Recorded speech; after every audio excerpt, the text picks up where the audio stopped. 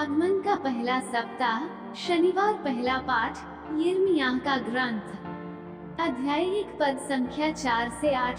प्रभु की वाणी मुझे यह कहते हुए सुनाई पड़ी, माता के गर्भ में तुमको रचने से पहले ही मैंने तुमको जान लिया, तुम्हारे जन्म से पहले ही मैंने तुमको पवित्र किया, मैंने तुमको राष्ट्रों का नबी नियुक्त किया। मैंने कहा, आह प्रभु ईश्वर, मुझे बोलना नहीं आता, मैं तो बच्चा हूँ।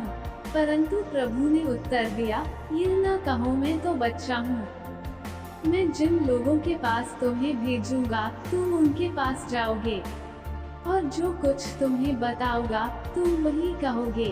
उन लोगों से मत डरो, मैं तुम्हारे साथ हूँ, मैं तुम्हारी रक्षा करूँगा। यह प्रभु वाणी है।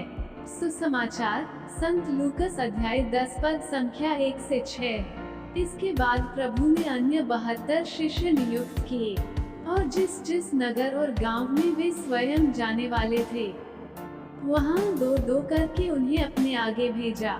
उन्होंने उनसे कहा, फसल तो बहुत है, परंतु मजदूर थोड़े हैं, इसलिए फसल के स्वामी से विनती करो कि वह अपनी फसल काटने के लिए मजदूरों को भेजे। जाओ, मैं तुम्हें भेड़ियों के बीच भेड़ों की तरह भेजता हूँ।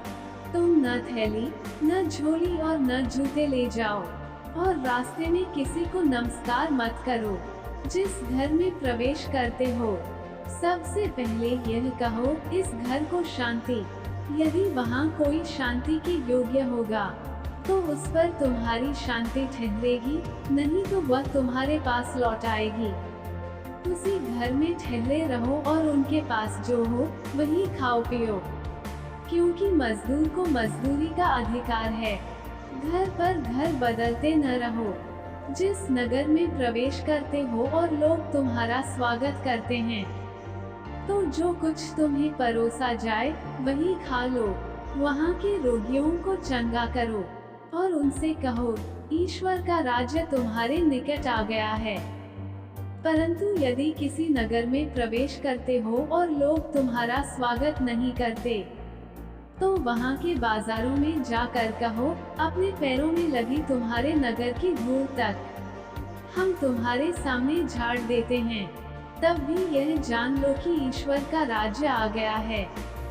मैं तुमसे यह कहता हूँ, न्याय के दिन उस नगर की दशा की अपेक्षा सोदोम की दशा कहीं अधिक सहनीय होगी। धिक्कार तुझे कोराजिन, धिक्कार तुझे बेतसाइदा, जो चमत्कार तुमने किए गए हैं। यदि वे तीरूस और सीदोन में किए गए होते, तो उन्होंने न जाने कब से टाटोड़ कर और भस्म रमाकर पश्चाताप किया होता। इसलिए न्याय के दिन तुम्हारी दशा की अपेक्षा तीरूस और सीदोन की दशा कहीं अधिक सहनीय होगी। और तू कफरनाहूम, क्या तू स्वर्ग तक ऊंचा उठाया जाएगा? नहीं, तू अधोलोक तक नीचे गिरा दिया जाएगा। जो तुम्हारी सुनता है वह मेरी सुनता है, और जो तुम्हारा तिरस्कार करता है वह मेरा तिरस्कार करता है। जो मेरा तिरस्कार करता है वह उसका तिरस्कार करता है जिसने मुझे भेजा है। मनन चिंतन, यह जीवन हमें ईश्वर ने प्रदान किया है, और वही हमारे जीवन के लिए मकसद बनाता है। हम अपने जीवन के लिए कुछ भी मंजिल निर्धारित कर सकते हैं, लेकिन हमारे जीवन का मुख्य उद्देश्य ईश्वर की महिमा और स्तुति करना है। जब तक हम ईश्वर की इच्छा और योजना के अनुसार अपना जीवन नहीं जीते, तब तक हमारा जीवन व्यर्थ ही रहेगा। कुछ ऐसा ही हम सेंट फ्रांसिस जेवियर के जीवन में देखते हैं, जिनका पर्व आज हम मनाते हैं। ईश्वर ने उनके जीवन को बदल दिया, और उसे अपनी योजना के अनुसार असंख्य लोगों के लिए ईश्वर के प्रेम और विश्वास का माध्यम बनाया। सेंट फ्रांसिस जेवियर हमारे देश भारत भी आए, और उन्होंने अथक मिशन कार्य के द्वारा अनेक लोगों को अनंत जीवन की राह दिखाई। उनका कठोर तपस्या में जीवन सभी के लिए अनुकरणीय है।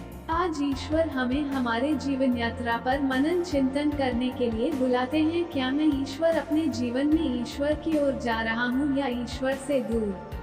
यदि ये जीवन हमें ईश्वर ने उपहार स्वरूप दिया है तो हम इसे और बेहतर बनाकर ईश्वर के लिए समर्पित नहीं कर सकते। ईश्वर आज ऐसे लोगों की राह देखते हैं जो उनके कार्य के लिए अपने जीवन को दे दें और उनकी मुक्ति और प्रेम का साधन बन सकें। आमीन।